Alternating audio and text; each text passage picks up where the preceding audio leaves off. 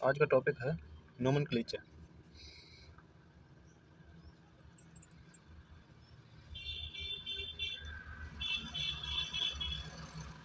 Nomenclature का means है naming, किसी भी चीज़ का नामित करना किसी चीज़ को। जैसे कोई चीज़ हमने न्यूली आइडेंटिफाई की तो हम सबसे पहले उसको नाम देंगे ताकि वो हमारी डेली की बोलचाल की भाषा में आ सके।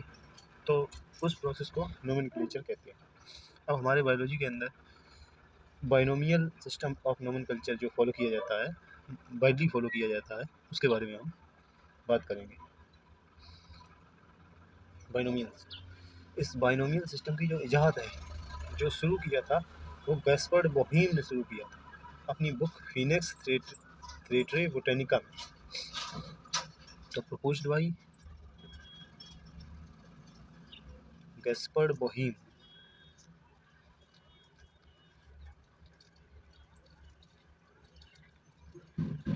और इनकी जो बुक थी उसका नाम था फिनेक्स थ्रेटरे बोटानिक।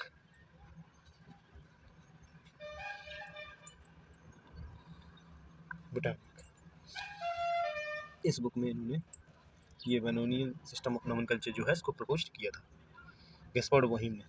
ठीक है। और इसको जो वाइडली यूज किया है वो कैरोलस लीनियस ने, जो कि हमने एनसीईआरटी में पढ़ा है, कैरोलस लीनियस। तो उन्होंने इसको सबसे पहले वाइडली यूज किया था।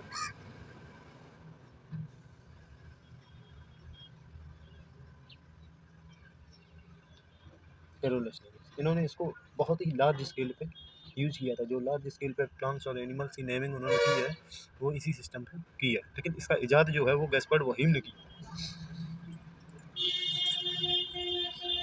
लीनियस को इसका फाउंडर भी माना जाता है।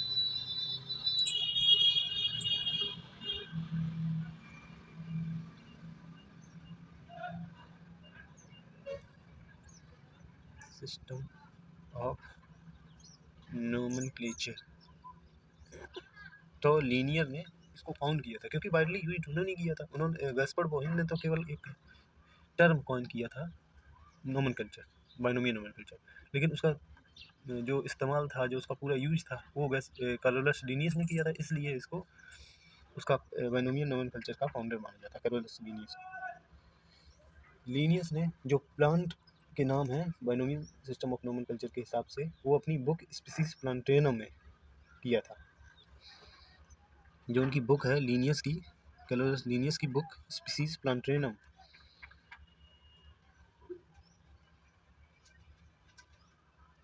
इसमें उन्होंने प्लांट्स की नेमिंग की है।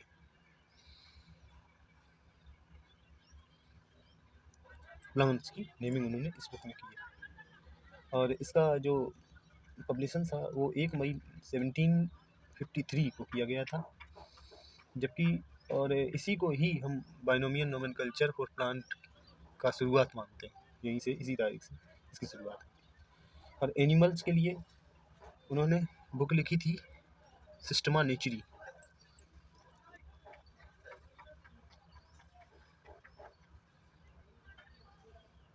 इसके 10th एडिशन में उन्होंने प्लांट एनिमल्स के लिए बाइनोमियल सिस्टम ऑफ नोमेनक्लेचर का यूज किया था। बीएन में लिख रहा हूँ, शॉर्ट में बाइनोमियल नोमेनक्लेचर एनिमल्स के लिए उन्होंने इस्तेमाल किया था इसके 10th एडिशन में, सिस्टमा नेचुरी। ठीक है। तो जो सिस्टमा नेचुरी है उसका ये पब्लिशन हुआ था 1 अगस्त 1758 को। तो इसी डेट से हम एनिमल्स की नोमेनक्लेचर की डेट को मानते हैं। मतलब यही डेट है इनिशिएशन ऑफ एनिमल नोमेनक्लेचर की। ओके। अब आईसीबीएन क्या होता है? एक टर्म आएगा आईसीबीएन, एनसीईआरटी में भी है। इसका फुल फॉर्म है international code of botanical nomenclature. ये बुक है एक, जिसमें रूल्स दिए गए हैं किस तरह हम बॉटनी के जो मतलब प्लांट्स वगैरह हैं उनका नोमेनक्लेचर कैसे करते हैं, उसके regarding rules. International code for botanical nomenclature, ये इसका फुल फॉर्म है। तो ये जो है फर्स्ट एक्सेप्टेड हुई थी 1961 में।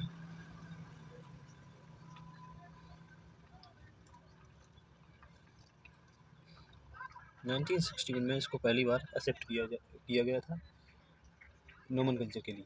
तो इसके मेन रूल्स क्या हैं, यही कॉन्सेप्ट है मेन रूल्स जो इसके हिसाब से जो नेमिंग होगी उसमें 2 कंपोनेंट्स होंगे। जो बाइनोमियल नोमेनक्लेचर है उसमें 2 कंपोनेंट होते हैं।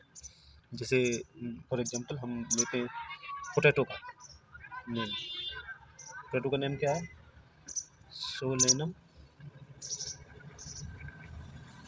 ट्यूबरोसा। ठीक, अब ये जो सोलेनम है ये है जेनेरिक नेम,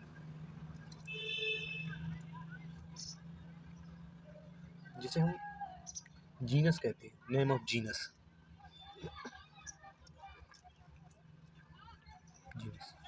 और ये ट्यूबरोसम जो है ये स्पेसिफिक एपिथेट है।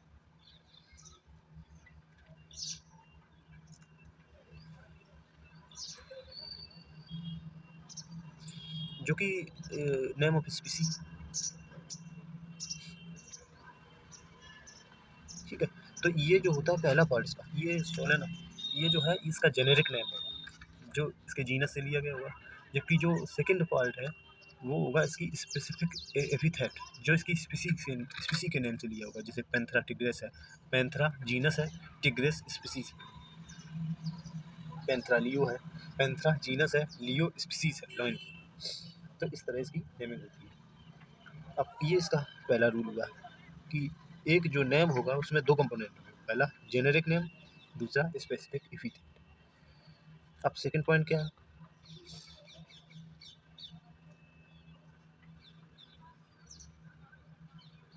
आईसीबीएम के हिसाब से जेनेरिक नेम और स्पेसिफिक एपिथेट सेम नहीं होनी चाहिए।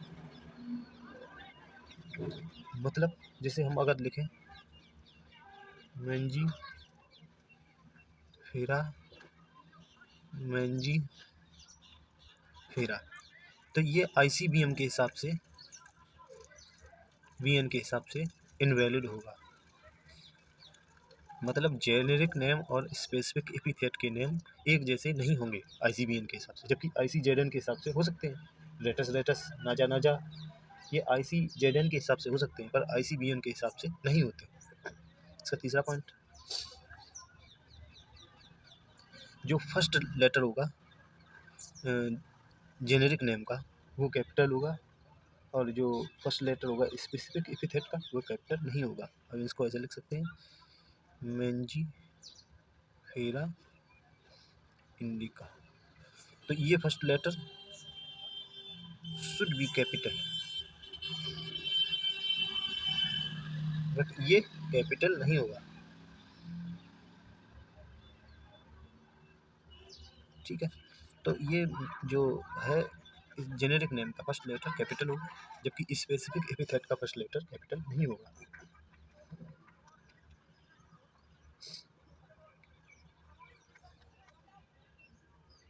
यदि, अब इसमें एक एक्सेप्शन है। एक्सेप्शन क्या है कि अगर कोई स्पीसी है उसका जो नेमिंग है किसी साइंटिस्ट के नेम पे किया गया या किसी कंट्री के नेम पे किया गया है, तो उसका जो स्पीसी का फर्स्ट लेटर है वो कैपिटल होगा। जैसे कि हम अगर देखें आइसो इटीज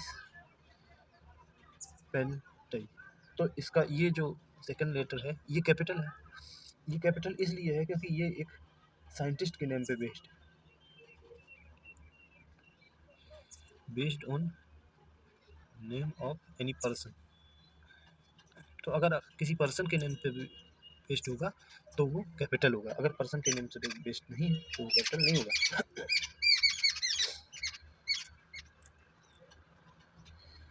इसका फोर्थ पॉइंट है, जब इनको सेपरेटली लिखा जाएगा तो हैंड रिटन किया जाएगा तो इनको अंडरलाइन किया जाएगा, और अगर टाइप किया जाएगा तो उनको इटैलिक्स में लिखा जाएगा।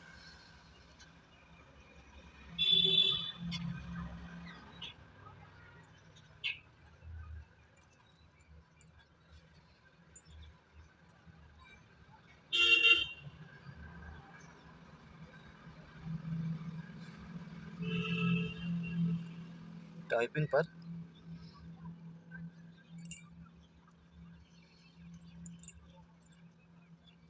इटैलिक्स। अब अगर हम इसको लिखें, जैसे हमने इसको लिखा मैंजी फिरानिको को, लिखा हो तो हम इसको अंडरलाइन करेंगे अगर हैंड रिटन करेंगे। और अगर हम टाइप कर रहे हैं इसको तो इसको इटैलिक्स में लिखा जाएगा, मतलब टेढ़ा करके, थोड़ा हल्का टेढ़ा करके लिखा जाएगा। इटैलिक्स उसमें फॉन्ट होता है, टाइपिंग में जब आप करने जाएंगे तो उसमें फॉन्ट होता है, तो उसको हल्का टेढ़ा करके लिखा जाएगा। तो ये हो गया फोर्थ पॉइंट। अब फिफ्थ पॉइंट है, अगर हम चाहते हैं या हमारा मन नहीं माना तो हम अगर साइंटिस्ट का नेम भी लिखना चाहते हैं तो हम साइंटिस्ट का नेम सबसे लास्ट में लिखेंगे। स्पेसिफिक एपिथेट के बाद साइंटिस्ट का नाम लिखा जा सकता है अगर कोई चाहता है लिखना। जैसे ये किसी स्पीसी का किसी ने आविष्कार किया है, हम उसको सम्मान देना चाहते हैं, तो अगर किसी साइंटिस्ट का नाम लिखा जाएगा तो वो जैसे इस तरह लिखा जाएगा, फेरा इंडिका, और नाम तो हमेशा फर्स्ट लेटर कैपिटल होता है, तो LINN लेनिन। साइंटिस्ट का नाम इस तरह हम लास्ट में लिख सकते हैं। लीनियस ने इसका आविष्कार किया था, इसलिए इसका साइंटिस्ट का नाम इस तरह लास्ट में। सिक्स्थ पॉइंट है, जो साइंटिस्ट का नेम होगा, name of scientist,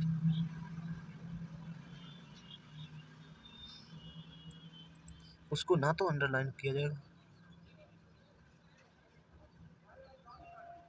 no written in italics, ना अंडरलाइन किया जाएगा ना इटैलिक्स में लिखा जाएगा, क्योंकि ये जो साइंटिस्ट का नेम है ये कंपोनेंट नहीं है नेमिंग सिस्टम का। ये हमने एक्स्ट्रा रख दिया है उसको सम्मान देने के लिए या किसी वजह से, लेकिन ये कंपोनेंट नेमिंग सिस्टम का नहीं है, ये नाम का हिस्सा नहीं है, इसलिए हम इसे अंडरलाइन या इटैलिक्स में नहीं लिख सकते। अब सेवेंथ पॉइंट है,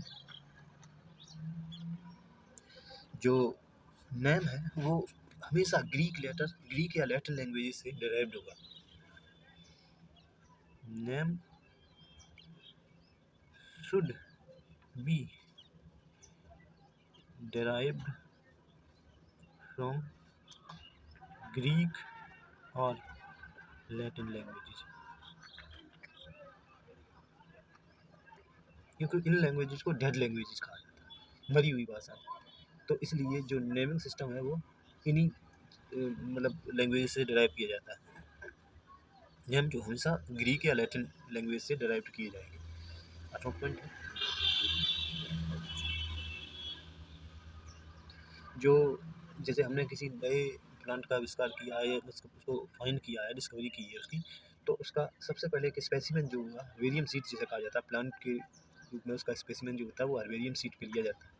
हर्बेरियम एक पेपर होता है जिसका एक स्टैंडर्ड साइज होता है, उस पर हम उसका स्पेसिमेन मतलब मोस्टली फ्लावरिंग पार्ट जो होते हैं उनको चिपका के उनका नाम दे के उनका क्लासिफिकेशन लिख के उसको जमा कर दिया जाता है हर्बेरियम। तो उसका एक स्पेसिमेन जो टाइप स्पेसिमेन,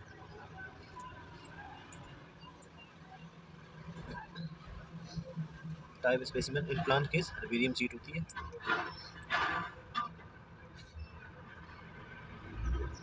सीड जो है उसको हम हर्बेरियम में जमा करेंगे।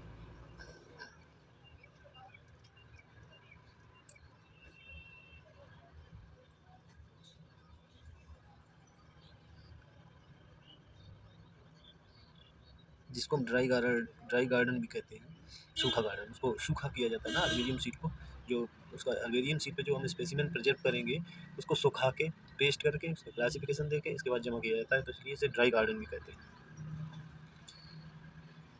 तो आप समझ गए होंगे कि ICBN के हिसाब से, international code of botanical nomenclature के हिसाब से जो नेमिंग की जाती है प्लांट्स की, तो इस सबसे पहले एक्सेप्टेड की गई थी 1961 में। इसके बाद जो नेमिंग होगी उसमें दो कंपोनेंट होंगे, पहला जेनेरिक नेम, दूसरा स्पेसिफिक एपिथेट। इसके बाद जो नेमिंग होगी उसमें कभी भी दो वर्ड, एक जेनेरिक नेम और स्पेसिफिक एपिथेट एक जैसे नहीं होंगे ICBN में, लेकिन ICZN में होते हैं। नेमिंग इस तरह की जाएगी कि जो जेनेरिक नेम है उसका फर्स्ट लेटर कैपिटल होगा, जबकि स्पेसिफिक एपिथेट का फर्स्ट लेटर कैपिटल नहीं होगा। लेकिन अगर स्पेसिफिक एपिथेट किसी साइंटिस्ट के नेम पे बेस्ड है तो उसका फर्स्ट लेटर कैपिटल होगा। अगर उनको सेपरेटली अंडरलाइन किया जाता है, सेपरेटली हैंड रिटन किया जाता है तो उसको अंडरलाइन करना पड़ेगा। अगर हम इसको टाइपिंग करते हैं तो इटैलिक्स में लिखना होगा। अगर हम किसी साइंटिस्ट का नाम लिखना चाहते हैं तो हमेशा लास्ट में जाएगा और साइंटिस्ट का नाम का फर्स्ट लेटर कैपिटल होगा, लेकिन इसके बाद वाला जो पॉइंट है ये कि साइंटिस्ट का नेम जो है वो कभी भी अंडरलाइन नहीं किया जाएगा, ना इटैलिक में लिखा जाएगा, क्योंकि वो नेमिंग सिस्टम का कंपोनेंट नहीं है। हमने उसको साइंटिस्ट के सम्मान में लिख दिया है, लेकिन वो नेमिंग सिस्टम का कंपोनेंट नहीं होता। नेमिंग जो है चाहे प्लांट्स की हो या एनिमल्स की हो, वो हमेशा लैटिन या ग्रीक लैंग्वेज से ली जाएगी, क्योंकि इन्हें डेड लैंग्वेजेस कहा जाता है, मरे हुए लोगों की भाषा कहा जाता है। मोस्टली कंट्रीज में अब लैटिन या ग्रीक भाषा नहीं बोली जाती है, तो इसलिए इसका यूज़ किया जाता है। अब जो स्पेसिफिक जो ये इसका एक रूल ये भी है कि हम अगर किसी प्लांट स्पीसी की नेमिंग कर रहे हैं तो उसका सबसे पहले एक स्पेसिमेन हमें बनाना होगा हर्बेरियम सीट पे। उसके flowering mostly flowering parts use किए जाते हैं, क्योंकि वो डिस्ट्रक्टिबल नहीं होते, कम डिस्ट्रक्टिबल होते हैं, उनमें अंतर बहुत कम आता है।